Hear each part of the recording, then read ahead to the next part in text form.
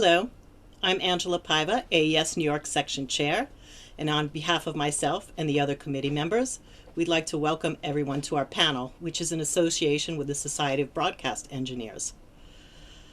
Today our topic is hard drive recovery, featuring Mike Cobb, Director of Engineering for Drivesaves, and moderated by David Bialik. This discussion will be about drive recovery and types of content recovered for different broadcast organizations and the various techniques used for this. Please post your questions in the Facebook chat. We'll try to get to them during the panel. On a personal note, remember to always back up your work and then back up your backup. Please welcome David Bialik and Michael Cobb. Thank you, Angela. First, I want to welcome the Society of Broadcast Engineers Chapter 15, as well as the New York section of the Audio Engineering Society. Hard drives have taken the place of the old reel-to-reel machines, reel-to-reel tapes, and we must always remember that it has the data. So I became aware of Drivesaves services a while back because I had a hard drive fail. And sure, we thought we had a good backup. We didn't back up everything. And the key was, okay, what do we do? And I contacted Drivesaves after finding a little brochure that looked like this at a trade show. Called them up, and what was nice is they don't take the job lightly. They took it seriously. The manager I was working for at the time enjoyed the fact that they were able to have hourly updates on how the stuff was getting backed up, because how many of us have been working on projects and the general manager is looming on top of us? Is it done yet? Is it done yet? These guys actually are used to that, and they have a procedure in place. That was wonderful. And as I've gotten to know Drivesaves over the years, they've had many experiences in the audio field, in the broadcast field, and have saved our asses quite a bit. And now I want to introduce Mike Cobb, Director of Engineering for Drivesaves. Mike, go on. Thank you so much, David. And thanks so much for having me be able to come on and tell kind of our story. Why is there a need for data recovery? Data recovery is, what is data? Data, it means something to everybody. Has a different need of getting data off of a hard drive. In the case of, the audio, the visual engineers, there's so much that goes into creating content and actually having data that resides on storage, meaning that there's a lot of ways that data could disappear at the moment's notice. So again, our team is here. We don't create content.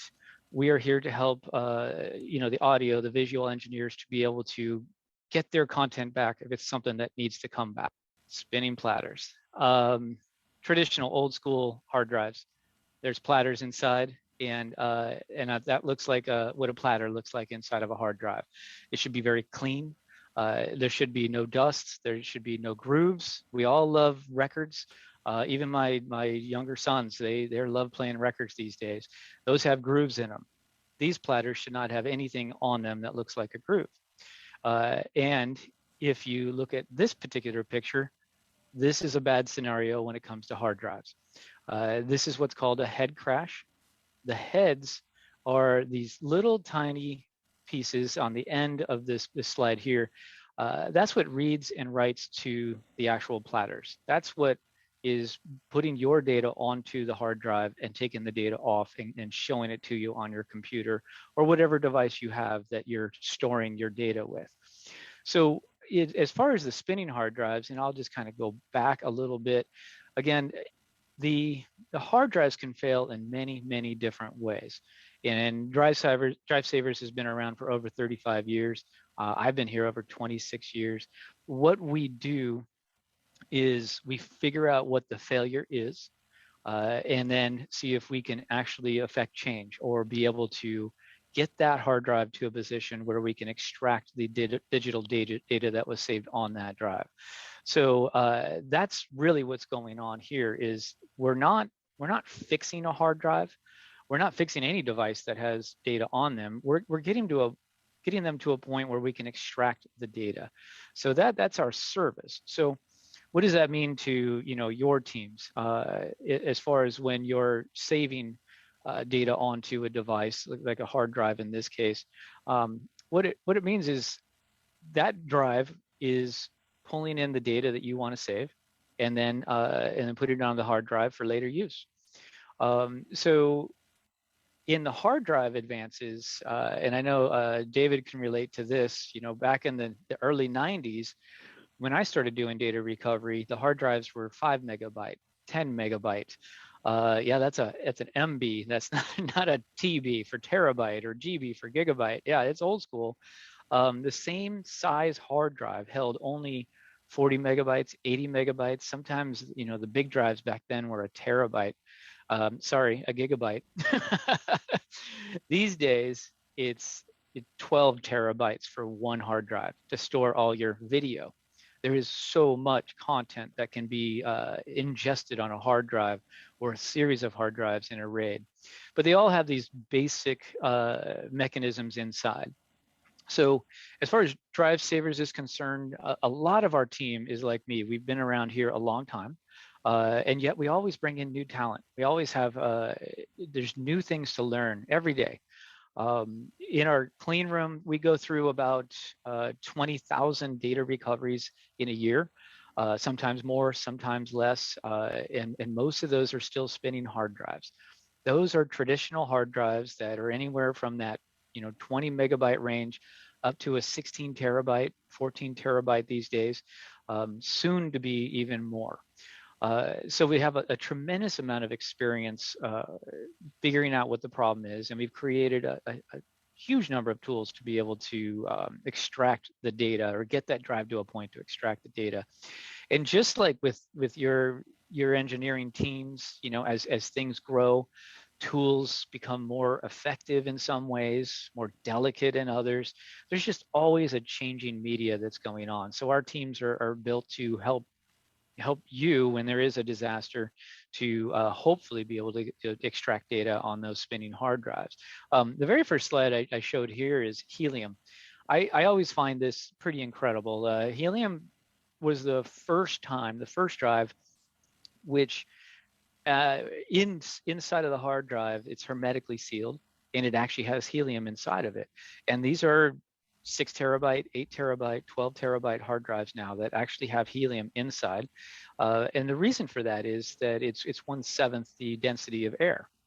And so therefore you can spin the hard drives and have so much less friction so that you can put more platters inside of the drive without creating the friction or the heat that's involved. And if any of the engineers have been here for 15 years in the industry, a lot of the hard drives back in the late 1990s and early 2000s were running at 15,000 RPMs, and they were incredibly hot. I mean, literally, you would have to have an air conditioner on those hard drives. Otherwise, there could be failures. And when you're doing a live show and you've got this heat that's being generated from the hard drives, you actually had a lot more physical failure back then. Anyway, the main point here is, the insides of the hard drives, there's some basic mechanisms, tremendous amount of engineering feats that go into holding that kind of density in the hard drives. And yet our teams are able to continue to make sure that we're up to speed on how to recover the data from those devices. So I want to remind David, if there's any questions that come up, if there's anything you have questions on, just stop me. I like it more interactive. So this is a little, different, not having an interaction to know if we want to change things a little bit. So with that said, just interrupt me anytime. I'll move on to smart devices. And I'll get to some stories of individual groups or things that have been recovered. But in is particularly in this industry. Like right now, I'm using an iPad to look at one view. I'm using a laptop to look at another view. I'm sure there's recording going on. That's going to go to a local hard drive. Um, the video industry has so many mechanisms to store data. The hard part is to gather that in a way to make sure that you have it backed up. So therefore you have vulnerable points. So again, our main point for me talking, when I talk engineering and to this kind of group, is how do you plan for something bad to happen? How do you plan on when the worst happens, getting past that?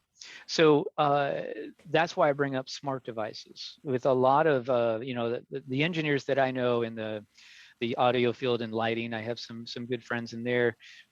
Everybody knows everybody with a contact. Everybody has a phone number that they call, and boom, they got to be on the next flight to be in the next gig, that sort of thing.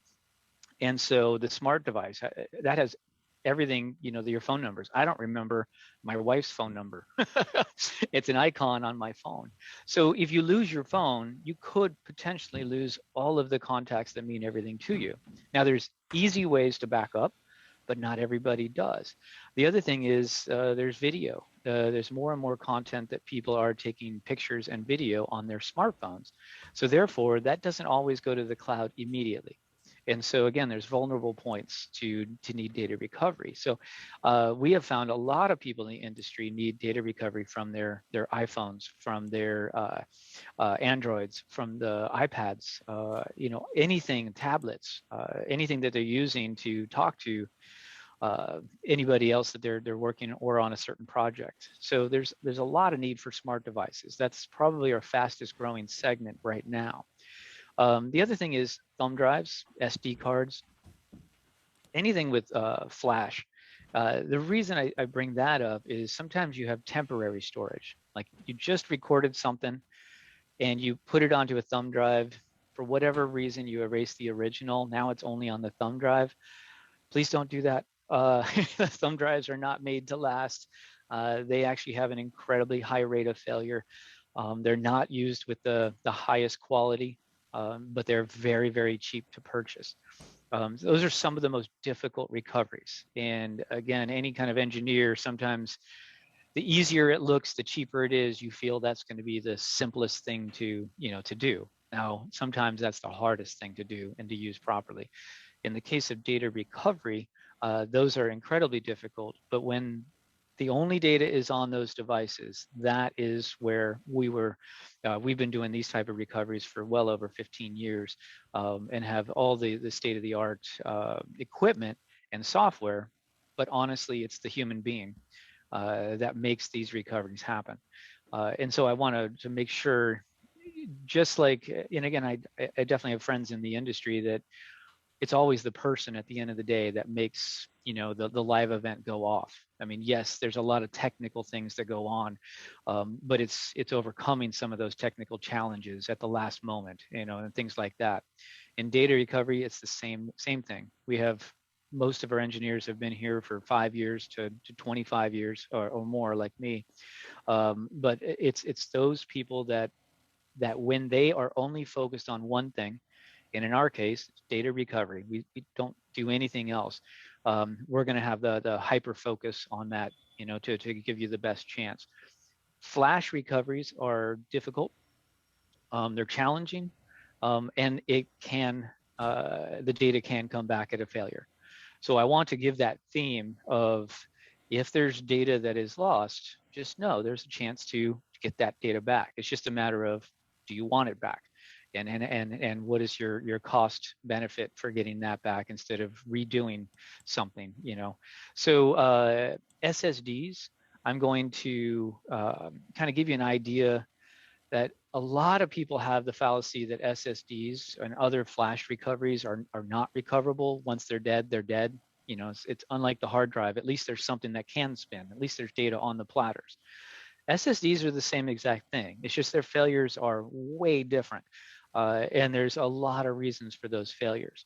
A lot of live events, sometimes there's events out of control, that somebody might trip over a laptop, break the laptop. Some things are spilled. There's a lot of liquid that still can get into a laptop or still get into a hard drive, even if it's an SSD, and then you'll fry certain components. So there's a lot of component level work.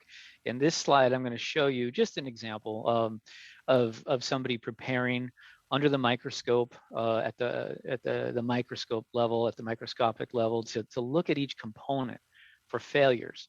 There's a lot of what we call custom solutions, where with hard drives, if there's 1,000 hard drives that come in of the same manufacturer, a lot of them will have the same type of failure. So that's going to be not really a custom solution. When it comes to SSDs, smart devices, other flash recoveries, they're custom solutions, because think of it this way: if you spill coffee on your laptop, you might spill it in one part of the laptop versus somebody else that spills coffee in a different part.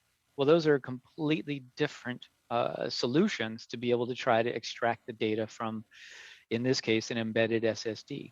And so a lot of your new M1 and T2 laptops from Apple, those all are embedded storage. So you really have to get that motherboard into a semi-functional state to extract the data. So those are custom solutions. And again, that's something that takes a lot of time, a lot of education, specifically doing data recovery, because there's really no manual for actually extracting data. We have to kind of create the manual as we go. So I just wanted to show you that slide to show, you know, a little bit under the microscope of what you see. This is another view, and no, this isn't the only person we have here working here. It's just the photos that I found. This is an example of an iPhone where there's physical damage by one of in the upper left corner of the screen that we're showing. There's some damage where that's a screw that goes into the motherboard of the PCB, and there's damage to the right of that and in part of the screw itself.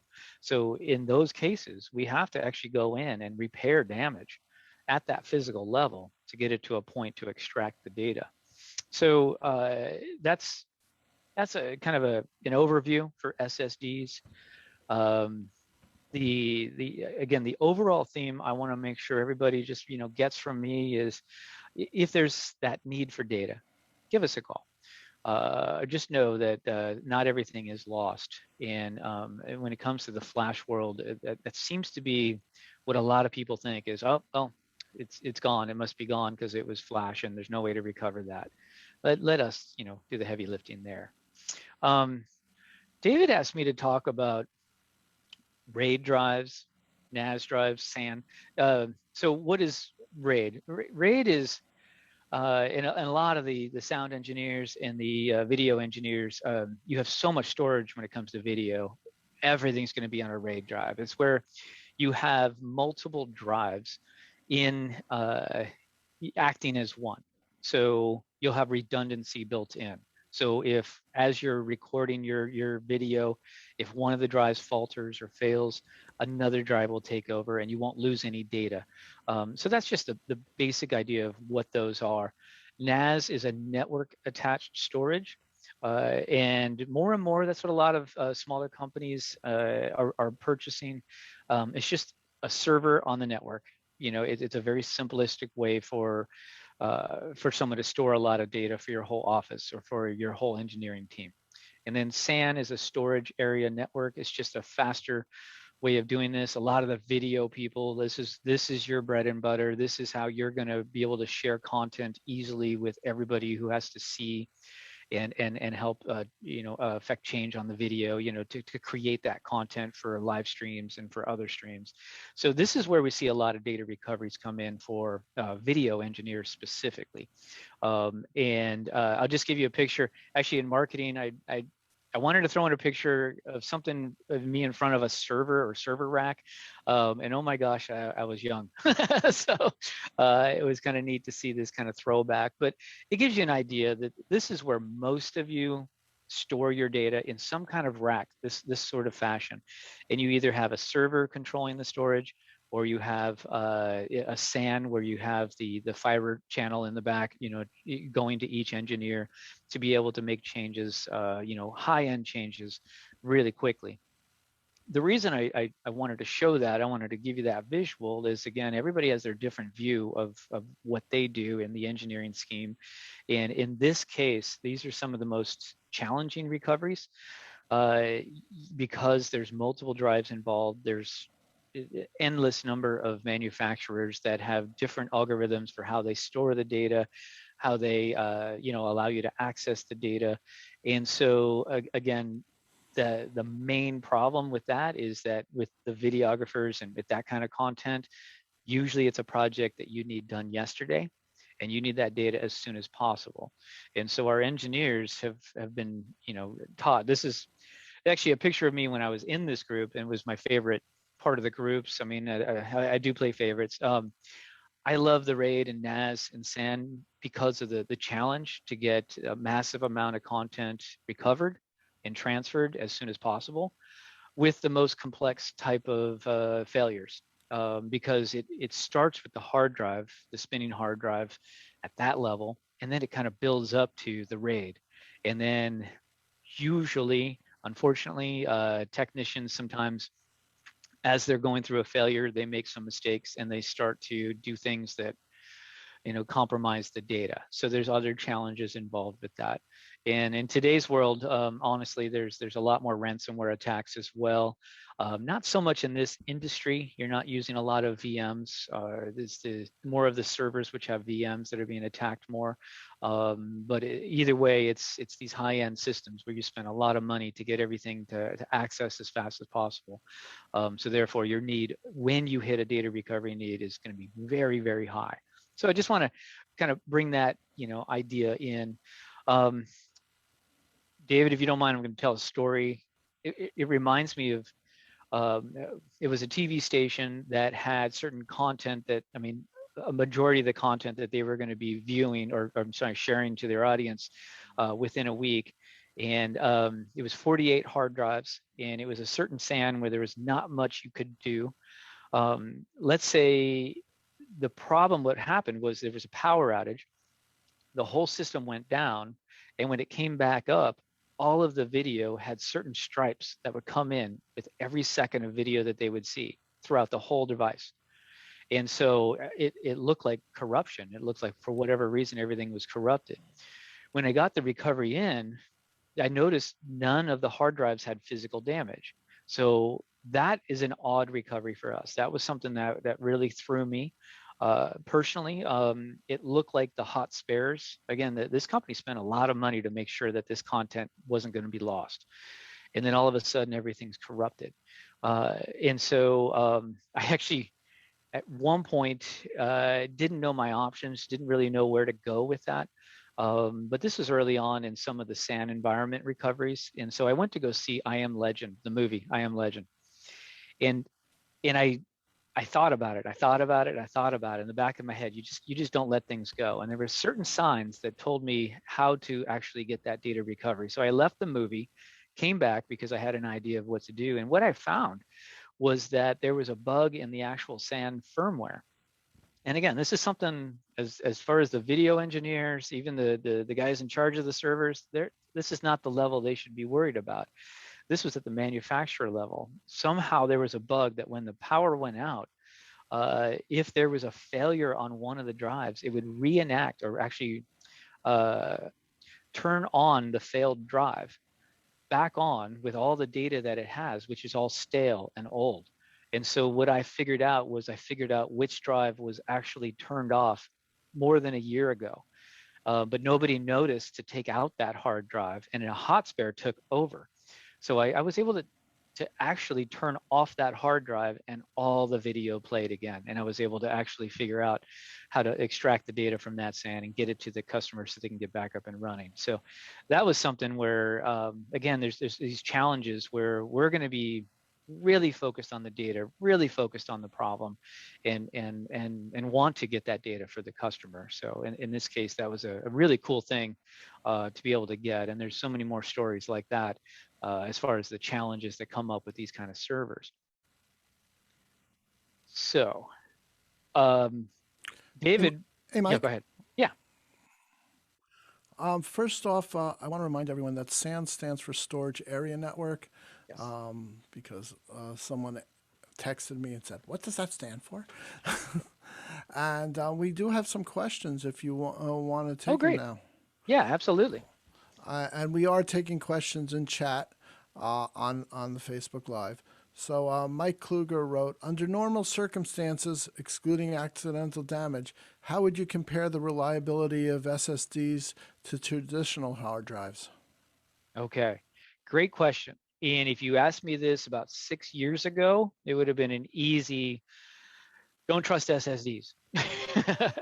The modern day SSDs are very reliable, and the modern day HDDs are very reliable. So I would say that, in the early days of any technology, there's going to be new companies, new ideas. Uh, the the quality control isn't going to be as tight because you don't have experience, building up that quality. Um, the modern, so I would say both are very reliable. So, and if you asked me 26 years ago, I would even told, I would have been dumb enough to, give you an example of a hard drive that's, the perfect hard drive because of my experience of seeing them in their, not seeing them in the clean room. But that's not the way to look at it.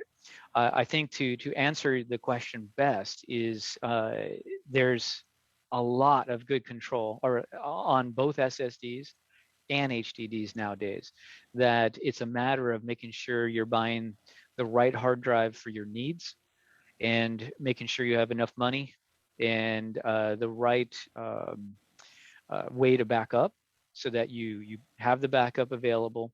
You have you're buying the right device for the capacity or for the speed. So to me, there's really a great leap from SSDs in the last several years. Now, I've been told that SSDs have a limited life because they have a limited amount of writes. Is that still the case? It's still the case, but we're talking tens and tens of years now. Again, if you were going back several years ago, I think your concern was much greater, especially with video content. I'd say that again, if you're writing tons of video, well, if you're writing and then deleting and then writing, if you're using a drive more like a cache drive, the SSDs of several years ago were going to be not ideal for your usage. And you would go through SSDs within 2 years or less, depending on your content and your writes. But again, so much has been advanced with the SSDs that, yes, it seems like there's a finite usage. And I don't want to say this is for everybody, but for typical users, for most users in the universe, the SSD will last as long as you need it to last because your laptop or your computer will be outdated by that time, or your storage need will be greater. So you're going to buy a new hard drive or a new system by the time you run out of the life of the SSD. So I think it's a great question because again, this is why we want to update everybody with the advances that are going on in the world. And yes, 5 years ago, 10 years ago, this was a different conversation, and the lifespan of a certain hard drive for a lot of users would have died, within a few years. But that has changed in the last couple of years has been fantastic. Okay, what happens when an SSD hits its life writing limitation? Is there still a way to get stuff off? So that is a great question. And the answer I'm not sure about because honestly, we haven't gotten to that. We haven't had a customer with that exact failure. And so, but I would say, send it in to me. Let's figure it out.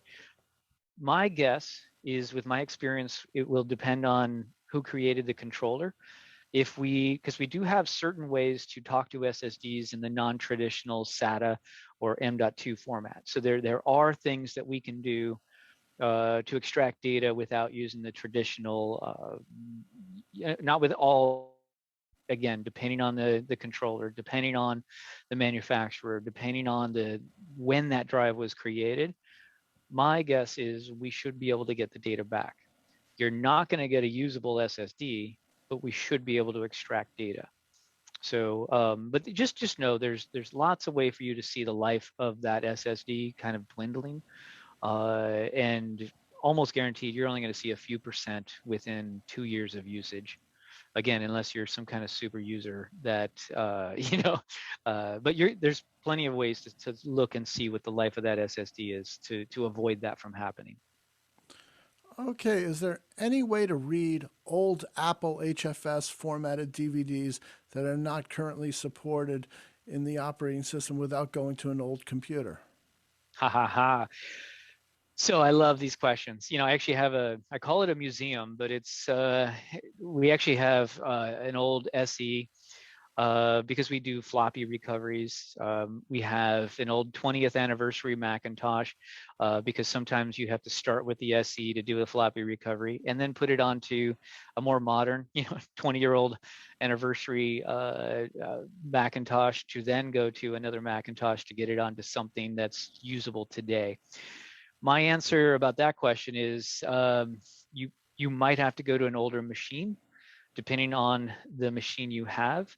If you can make, although there's going to be ways to simulate the DVD to be able to read the file system in a modern Mac, I bet we can do it, but there's no simple way, is my guess. The easiest way is to go to an old machine and then find a way to transfer it to something more modern to then have it on your modern machine.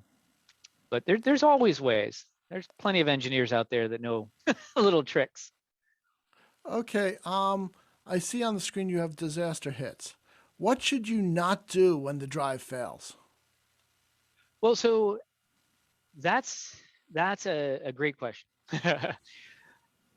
What we feel is if you come into a situation where your hard drive, your RAID, your network attached storage, something isn't working and you need that data, that's your first question is, do I need this data? If you don't care about the stuff on there, then do all you want. Get the machine up and running, replace that hard drive. So the first thing to do is to not do anything, but think about, what have I lost? Is this important to me? And if it is, then yes, don't do anything. Stop, drop, and roll. Because especially with the modern HDDs, more so than the SSDs, but still, with whatever device it is, if you stop turning it on and off, stop trying to run utilities to try to see if you can pull up data yourself, the bigger and the better chance for somebody to get a data recovery, and that would be us. So I'd say, yeah, the first thing to do is stop, drop, and roll. And for us, it's a free evaluation. Send in the hard drive, no charge. We'll tell you if it's recoverable or not, if there's a chance or not. We'll give you a price. That is your best chance of getting a data recovery, is to stop, drop, and roll. Okay, why don't we continue with your disaster hits? Okay, well, this is where, David, you kind of challenged me. Again, since I'm director of engineering, I don't really know a lot of, the data we recover. We're more focused on pulling data out and giving it to the customer. So it's more of a marketing thing. But I thought, and this is the one you asked me about, this was, and we do recoveries for everybody. Everybody's going to have a chance to lose data in their lifetime. Everybody, every human being, if they have something that has a digital, worth, they have a chance to losing that data. It's just a matter of, is that something they want back? In this case, Keith Richards lost information on the Bridges to Babylon tour. And so that is something where, again, every one of these people in every picture I'm going to show, it's a real person or a real group or a real entity that came to the conclusion that, I need to have more. I need to have this back. I want to have this back.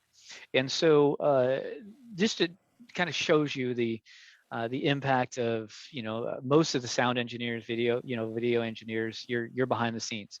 These are the people in front. That's what we're recovering it for in this particular case. But it's really the people behind the scenes that need that data for them, typically. I wanted to show you this one. This was back in the 90s. And if there's any Simpsons fans that we're talking about the original Simpsons, not, 25 years later, the Who Shot Mr. Burns. That was a huge, huge deal back then. Because I remember every every Simpsons episode that would come out. We all loved watching those. What happened was it was such a secretive episode that the scripts were on. And if anybody has ever used a SideQuest cartridge, please chat. I think it'd be awesome to see if anybody does respond to that. But all the data was on a removable SideQuest cartridge. Today, you'd think of it as a thumb drive or a CD or a DVD. And so there was only, all the data was in one place because it was so secretive that this producer just didn't want to have it anywhere else. Well, they already had a national campaign going with, Who Shot Mr. Burns? And the final episode was going to air, but the whole script was on that SideQuest cartridge. And so when they put the cartridge in to now create the episode, crash. There's no data. They hear a noise. That noise is a bad noise. It goes back to the grooves that run a platter. So they sent it to us. We got all the data.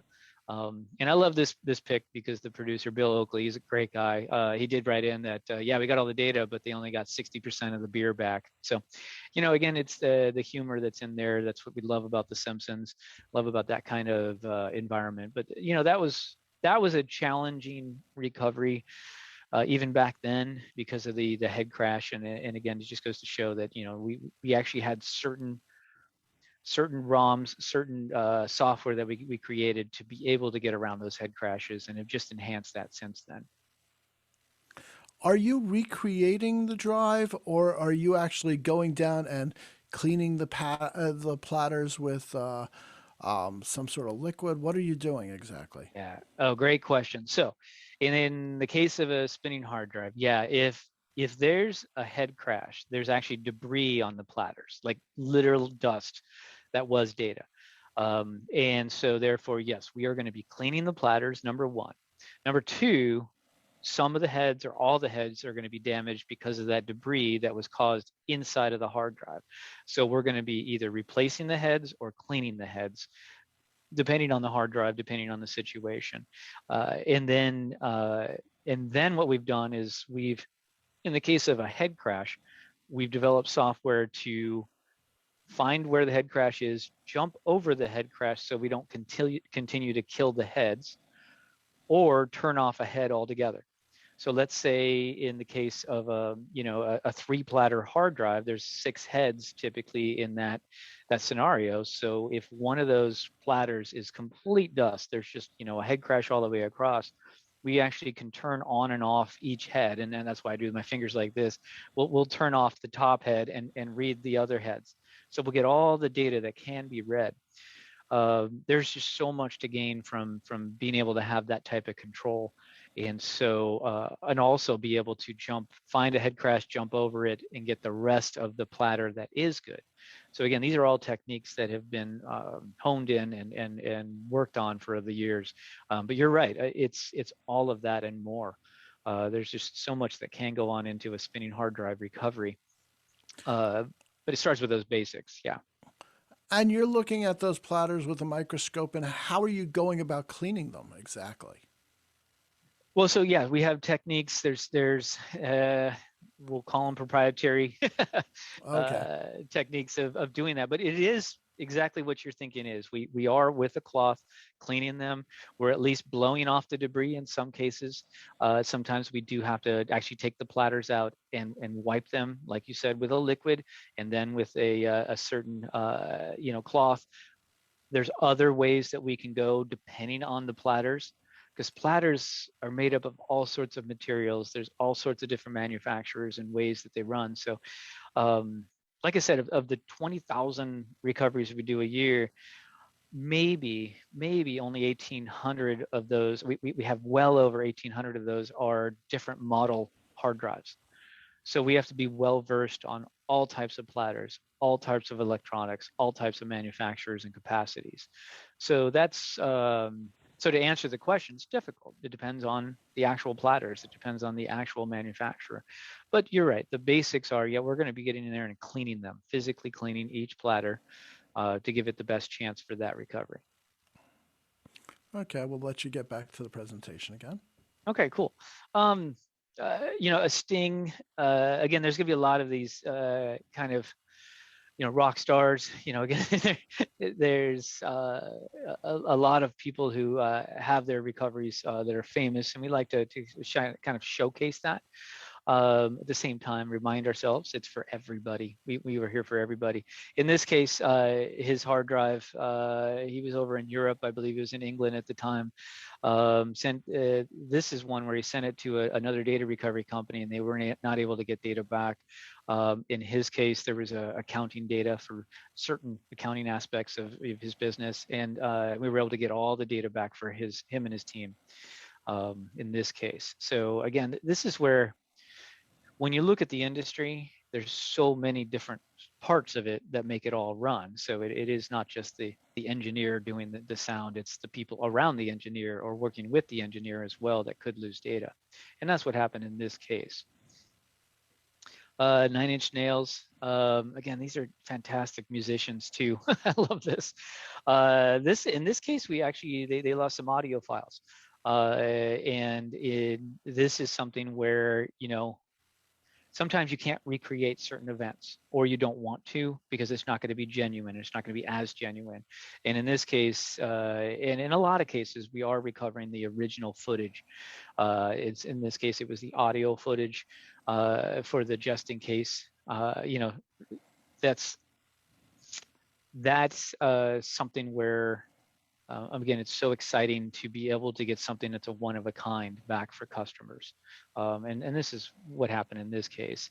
It reminds me, and I don't know if anybody watching back in the 90s, I remember there was the original Korg machines.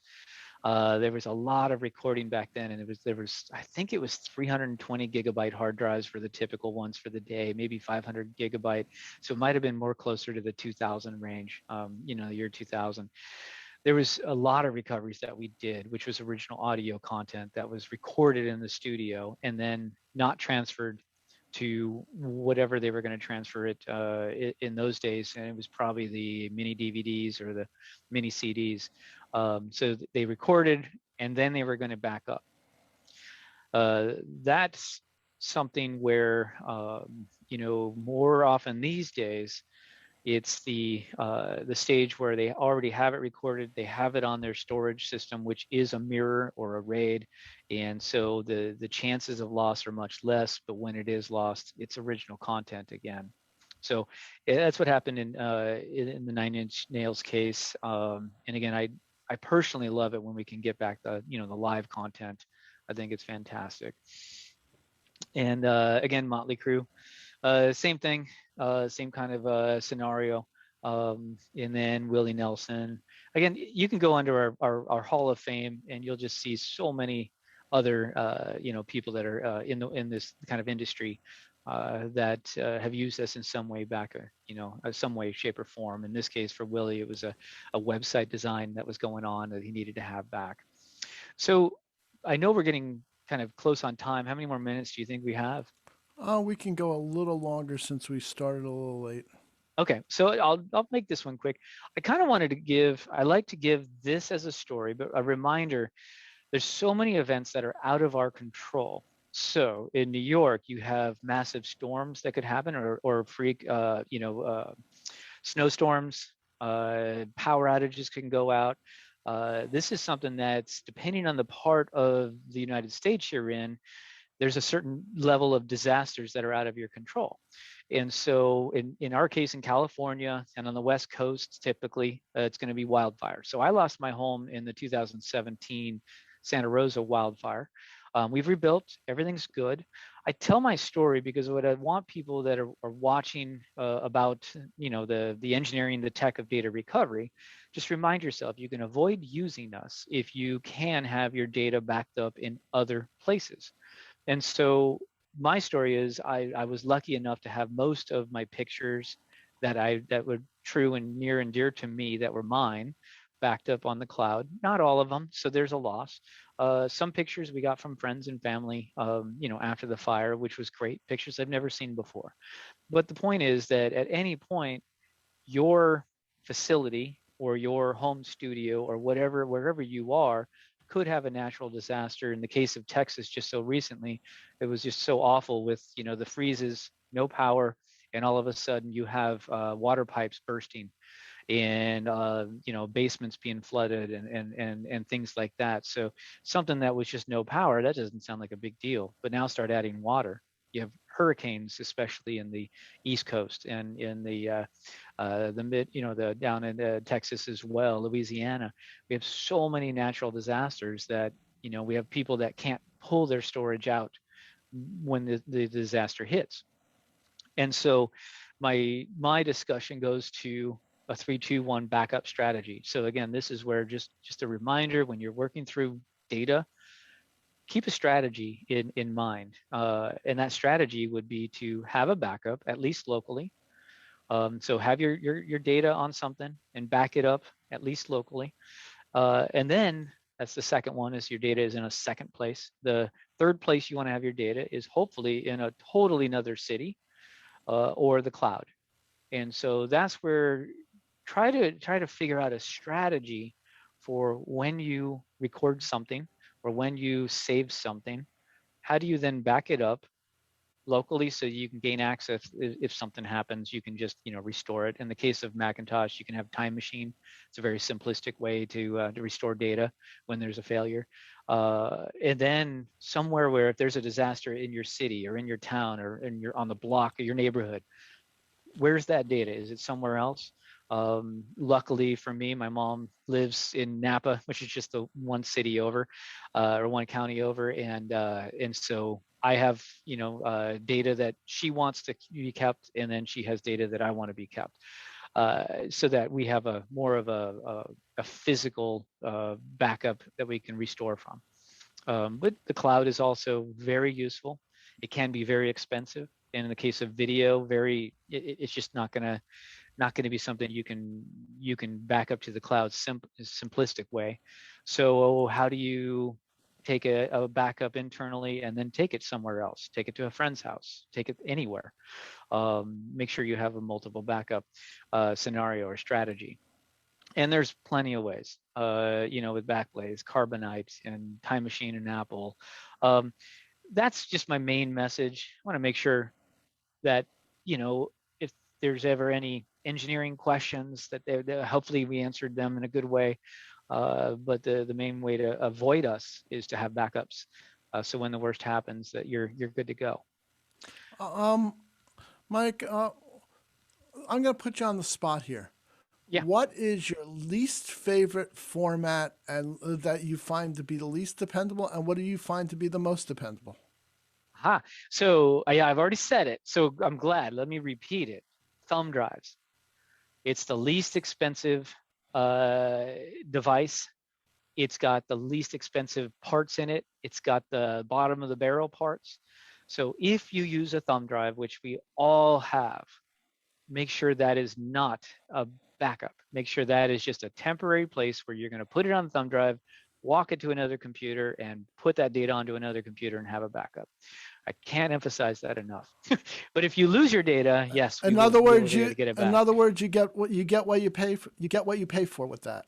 Yeah. So just remember that. That's all. It's a very simplistic way of looking at it. So what's the most dependable? So again, I've been very excited about the state of the HDDs internal. Again, think of it this way. An external hard drive is going to be more susceptible to vibrations of people walking, around a desk and things like that. If you remove your external drive and walk with it, you're putting it in an environment it wasn't meant to be in. So I would say, to me, the internal hard drive is more of what I would say is dependable, because it shouldn't be moving around. So, but an external hard drive, yeah, if you move things around a lot, that's not as dependable, but it might be necessary. And so just know that, the life of the external may be lessened because of somebody tripping, or somebody moving it from one place to the other, somebody not being careful with it, as if it was inside of a machine that shouldn't move at all. So, but I am going to say the SSDs today are fantastic. There's still failures. There's still going to be failures of whatever you buy. So it's a matter of just making sure that you have your backup strategy to avoid needing someone like Drivesaves to come in and save the day. Okay, Mike Kluger is asking, are you aware of any readily available end user software that will allow the reading of a DVD plus R media that has not been finalized when the device it was created is no Ooh, longer available? so readily available.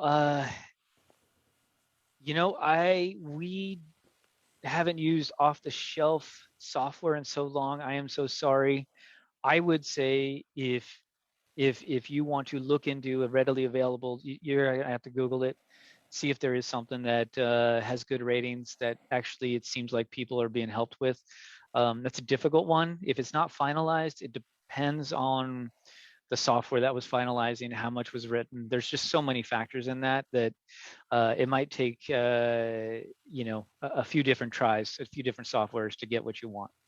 Otherwise, give it to us. We'll give it a shot. But if it's not worth that much money, if it's something that you'd like to have back and you want to try stuff, then yeah, that's fine. Go ahead and try some software on the shelf. Um, what should someone do? Let's say you're experiencing a drive failure. What is the first thing they should do before they call Drive Savers? I'd say take a breath, take stock. I mean, seriously. I mean, think about it. It's happened to everybody, and so just you don't want to panic. Sometimes I think when people panic, they do some very odd things, like format the hard drive and then go, I hope that helps, and then realize they just deleted everything if the drive allowed it to. So don't panic. Think about what you have on that hard drive, and if it's something where you say, you know what, I don't want to mess around with this, I want that data, that's when to give us the call. Hopefully not in a panic state. But believe me, a lot of people call in a panic state because it's an emotional thing to certain people. Most engineers, we don't process it that way. I mean, maybe for our jobs, we process it as like, oh man, that's important. But as far as, a regular user, they're going to panic because it's like, oh my gosh, that's all my pictures of my grandchildren. That's all of my poetry that I've written. That's all of the writing. I'm writing a book. Oh my gosh, I don't have that backed up anywhere. I'm devastated. We actually have a staff that's trained for that type of phone call to help people kind of take a breath on the phone with us, because that's so important to understand, not to make a rash decision and just take it to the first person you can think of. So hopefully take a breath. if if not, either way, we're going to help walk you through the process and make sure it's simple for you to understand. It's a free evaluation for us. So our phone call is just to guide you to the simplicity of what we're going to kind of walk you through in the process. So to make it so you take a breath. If you could, just because your processes have really amazed me, could you do a walkthrough of I hate to say typical recovery? Well, so yeah, I mean, it's so funny. We have something called the Life of the Drive for our new employees, and we have one that just came through today. And what we do is we kind of walk through the building. Now, I've been here quite a long time, so I've had the privilege of seeing a lot of change. So when we do a Life of the Drive, I kind of explain exactly, what is a typical recovery. And when you walk through this building and you realize, oh my goodness, there's not a typical recovery. I want to give the typical experience and kind of highlight where that typical recovery might come in. The experience, hopefully, is we keep you calm. We get you directed to, if you need that data, we'll help you out. The job comes here and the engineer evaluates if this is something that's a no-go, right away. Because there are some head crashes. If it's so severe, there's nothing that can be done in the case of a hard drive or a spinning hard drive, or in the case of an SSD, if the NAND chips are actually broken or not accessible, that's a no recovery, and that's something that we will tell the customer right off the bat. So, but that's not the typical scenario, luckily. Most of the time, we'll get the device in, evaluate it, we'll come up with the cost for the customer, and also how long we believe that'll take for getting that data back to the customer, which is usually just a few days or more. And so the typical experience would be something like that. As far as internally, spinning hard drives have changed. Typically, in 20 years ago, it was either electronic failure, motor failure, head failure, or the printed circuit board failure. These days, it's all of it. And so therefore, when we have a head failure, there was media damage, which caused the PCB to have certain failures in the firmware or ROM. There's certain things that you need from the hard drive to be functional. So we're actually finding that most hard drives have multiple failures typically these days. And that's from about 2005 to today. Before 2005, it was usually like a one-off event. You either had a massive head crash, but everything else was okay if you got around that head crash and just focused on the good platter. So there's actually a lot more involved in doing the data recoveries. But again, so I want to kind of make sure we understand it's a broad question. But the actual event that's going on is we're evaluating all of the failures to figure out, okay, what's the best way to get that drive in a state to extract the data and the most data possible in that scenario before that drive gets any worse. Thank Hope you. that helps. And one of the things that I really love about Drivesavers is that if you request a call every hour for an update, you can get that. And you're not taking the engineer away from his work because someone else gives you the update. And it's nice that you do that now. Your price ranges are all unique for each project, or are they standard? What is that? So yeah, there's a few buckets, I guess you want to call those. A thumb drive, hard drive, smart devices, they're all different. The prices will just range just a little bit. So it's always good just to give us a call. We'll give you a broad quote right on the first phone call. And then when you send the device in for no charge, it's a free evaluation. We'll tighten that quote up. So it might be $1,000 or more. In the case of the larger RAIDs, the multiple drives, if you have a 24 drive system, we just did a recovery. It was almost 270 terabytes of actual data on a 300 and something terabyte hard drive. That quote is going to be in the multiple tens of thousands of dollars, just because of the actual process that has to happen. So, but more in the case of the typical user, the embedded SSD, it's going to be in the low $1,000 to $3,000 range. But again, that we have different turnarounds too. And David, I don't think you use this one, but we actually have it where the engineers will stay overnight until the job is done, or multiple days until the job is done. And so therefore that's going to have a premium price. So it all depends on the speed you need it back.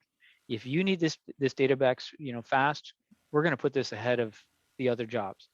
We're in the case of we call it a priority service where we stay overnight. There is nothing else that person is going to do other than do the data recovery for you until it's complete. And if it's enough hours, they're going to take a nap, but we definitely are pushing that data as fast as humanly possible to make sure that you meet your deadlines on the other end. So there's going to be a difference in the price on the speed that you want it back, but we're totally flexible with the end user. And if you can wait, then the price will be down a little bit lower. If you need it fast, it'll be a little higher. All right. Well, I want to thank you again, Mike Cobb, Director of Engineering for Drivesavers. I want to remind everybody of the Society of Broadcast Engineers Chapter 15 and the New York Audio Engineering Society that we have been given a gift by Drivesavers. If anyone needs their services, you can use code DS13402 and you'll get a discount. Mike, do you know what the discount is? I'm not positive. I'm so sorry, but I think it's a 10% off of the data recovery. But when you call, they'll completely tell you what that discount is and how that works. And just when you call, have that number available, and then our agent will walk you through the process. It's very simple. They're very understanding, and they just want to help you out. And same with all of us at Drivesaves. It's been a really great company to work for, and it really is to help you all out there. Well, thank you very much. And the only thing I can say is, years ago, I was doing work for a movie producer in New York, and his drive died, and he needed the script back. And I said, okay, do you know what the file names were? He goes, just rescued the entire drive. I said, don't you want just those files? Rescue the entire drive. So you guys got him the script, and you also rescued his entire installation of America Online at the time, which was a huge job. And he didn't need it because back then everything was, I hate to say, cloud-based, so if you logged on, you got everything, but he wanted everything back, and you guys got him everything back. So thank you again. Oh, awesome. Thank you. Okay, thank you, everybody, and thank you, Michael, and thank you, Michael. Thank you, Angela and Roe in the control room, and thank you to the New York section of AES and SBE Chapter 15.